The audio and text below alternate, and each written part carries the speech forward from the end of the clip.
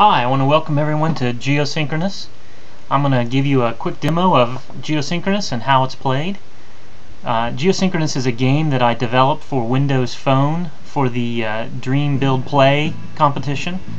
I originally had this set up to be a much more in-depth game. I was thinking about trying to make a Masters of Orion or maybe Sins of a Solar Empire type of game, but I instead ended up with a little bit more simplistic of a game, more of a tower defense game mixed with sort of a planetary Masters of Orion game flavor to it, and you'll see as we get into this what I mean.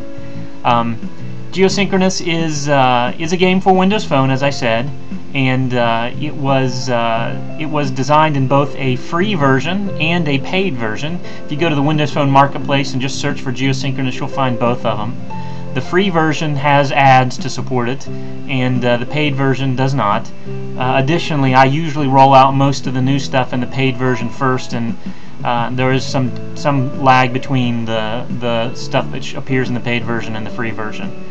Alright, so let's go ahead and get started here, and I'll show you how to play. I'll start by just jumping right into the game and showing you the tutorial, which is the first thing you have to do whenever you start a game. By default, you have to choose a difficulty level, and when you first start it, the tutorial is all you can do. And so I'll just go ahead and say begin. I won't spend any time reading through all this, but basically you need to go through the tutorial here and see how to play the game and what's involved. The tutorial is pretty self-explanatory. It kind of walks you through what you try to do. You can see that it'll actually have you drag a satellite onto the screen and let you kind of move around.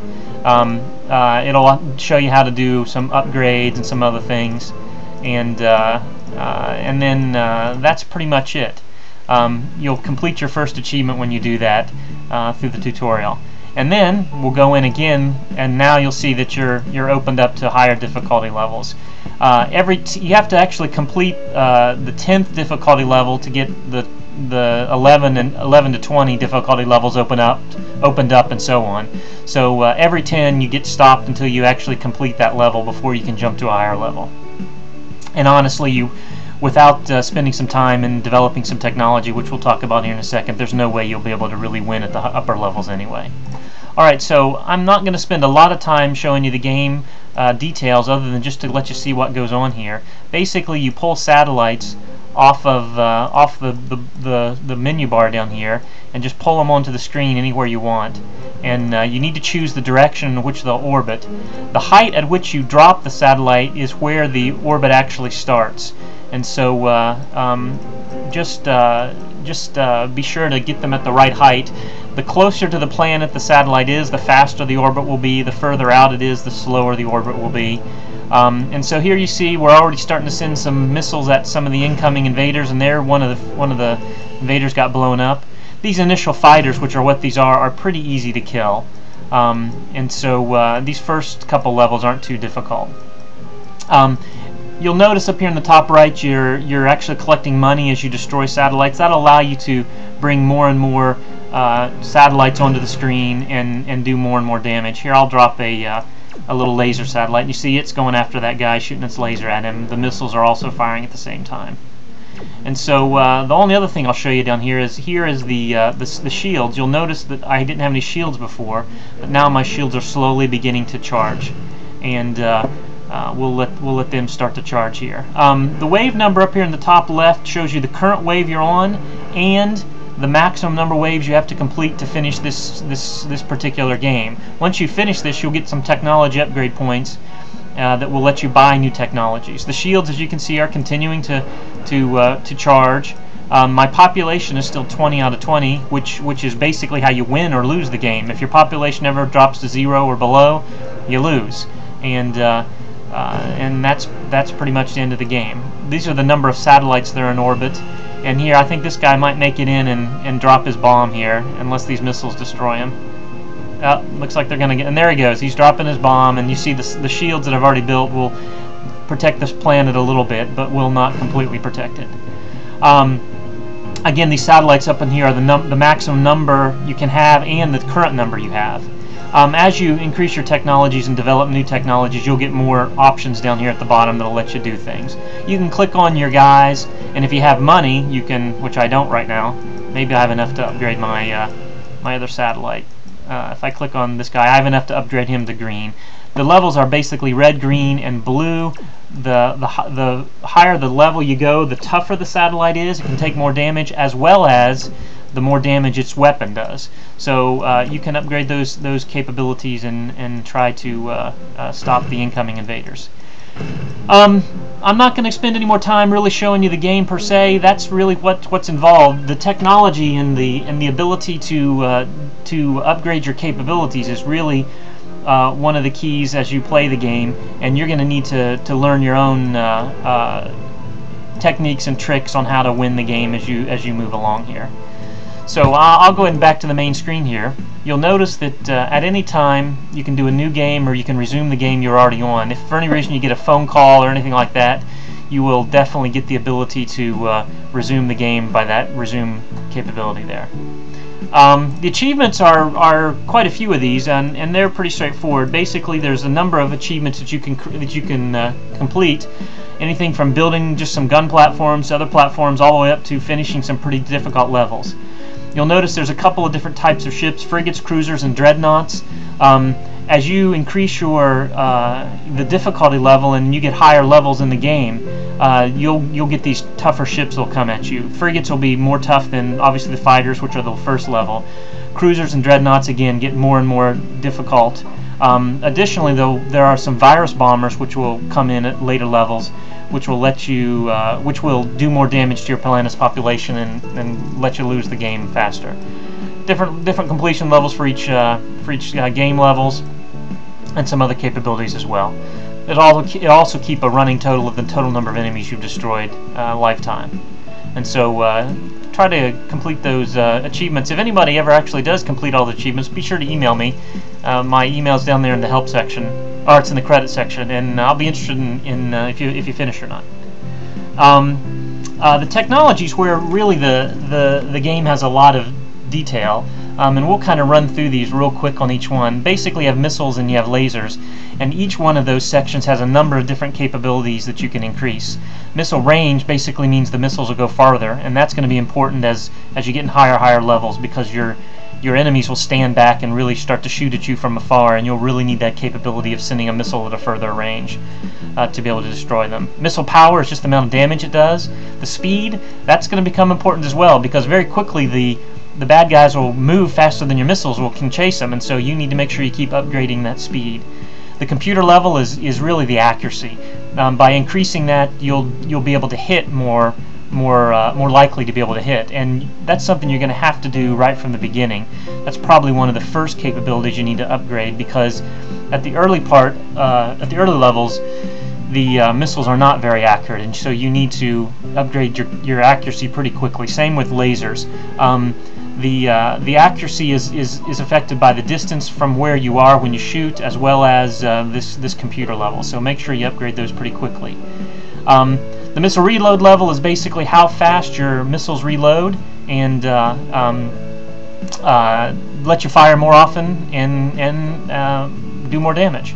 Missile targeting level is actually a very interesting capability, which you're going to be able to do at higher levels. When you first start the game, basically if you shoot a bunch of missiles and the guy who you're shooting at is destroyed, the missiles just disappear because the missile doesn't know what to do. But by updating this targeting capability, what will happen is the missiles will actually actively seek a new target when they're destroyed. So it'll look for the closest target if its current target is destroyed, and so that'll become really interesting as you get into more difficult levels, because you'll all of a sudden, each missile will count as opposed to just disappearing when its actual target was destroyed. Same thing are basically true with the lasers. Range, power, the accuracy level, the recharge rate are all very synonymous with the missiles. The laser phases is another capability that gets added. Basically, you will be able to use multiple phases on your laser, which causes more damage, and it'll let you do more damage to your enemies as they move in there. There's a synonymous with the shield phases level down here, which basically, as your enemies develop multiple phases for their lasers, you won't be able to defend them with your standard shields, and you'll need to actually upgrade the phases of your shields to be able to keep up with their attacking capability. Planetary shield level is right there. It just basically increases the amount that each planetary shield that you buy can withstand. It gives you about 10% per upgrade. Satellite shield level is the same way. You can put shields on both the planet and on the satellites. The shield regen level is how fast the shields regen when they've been drained. And so as they withstand an attack, they'll be drained and they'll have to slowly recharge. And that speeds up that process. Gun platforms are where you're going to start having a lot of fun. These are basically star bases, and to go to the first level will let you actually build a gun platform, which will only allow you to have the red level. As you go to level 2, it'll let you go red or green, and you go to level 3, it'll go red, green, or blue. As you actually upgrade your gun platform levels, they actually go up by that multiplication factor, the number of items they can maintain on them, as well as their defensive capability. So at level 1, you can have one attacking item on there, one missile or one laser. At level 2, you can have 2, and at level 3, you can have 3. Now if you look right below it, though, you see the component miniaturization level. That actually increases the number of items at each level you can do. So if you increase your component miniaturization level to 5, you would get 5 additional attacking items, either missiles or lasers, on a gun platform. So theoretically, at level 5 component miniaturization and at level 3 gun platform, you get 3 times 6 items, or you could get up to 18 possible items. So 18 missiles or 18 lasers or any combination of the two on each gun platform. So things get really interesting when you start getting that many items on your gun platforms. They really become powerful items that can really do some damage. The hull level is just armor, just the amount of strength and the amount of damage that each satellite can take. Increasing that gives you more ability to withstand damage. Sensors are actually another very important item. When you start, you don't have very good sensors at all, and you can only see a short distance. By increasing your sensors, you can see further and further out into space and find your enemies when they come in. What you're going to find is, if you don't increase this in the beginning, as you start getting up into the upper levels, your enemies are going to hide outside of your sensor level and just shoot missiles at your satellites and just try to destroy them.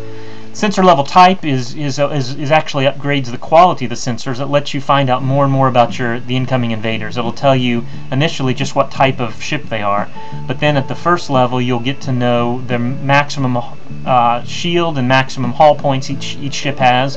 At the second level they'll tell you their current shield and hull point level, and at the top level they'll tell you what its mission is.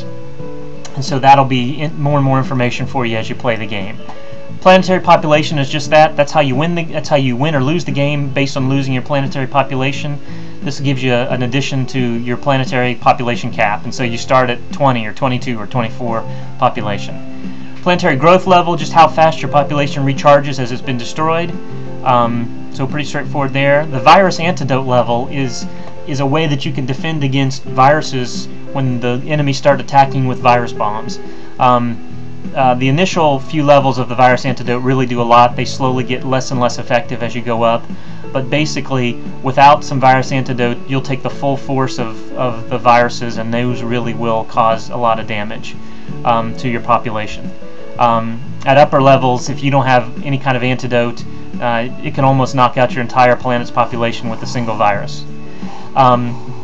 Starting cash level is what you need to get started. You start with $20, but if you can increase that. Cash is how you buy satellites, and so you need that cash to get going. And then finally there's the maximum satellite level that you have. That's the maximum number of satellites you can actually have at any given time. Increasing that allows you to have more on the screen at any given time. Alright, so that's your technology capability. You can feel free to upgrade those and work with those to make you stronger and more able to stop the invaders as they come in. You can check out the credits here, just see the details. There's me, and you can see some other things about the game. At the bottom there is my email address. Feel free to contact me there if you want to tell me about any kind of upgrades you might want, or any changes you think might need to be made to the game. Feel free to drop me an email at support there at 12 Tribes, and I'll respond to you, and we can see what we can do to improve the game. finally, there's some help. Feel free to read through that if you want some details. It tells you some things about costs and some other things associated with buying different satellites. And finally, there's your music volume, your sound effects volume, and you can turn on and off the vibration if you want to do that. That's Geosynchronous. Hope you enjoy it. Pretty simple game, but actually pretty fun to play. Again, feel free to drop me a line or search for Geosynchronous on the Windows Phone Marketplace. There's both a free version and a paid version without ads. Thanks a lot.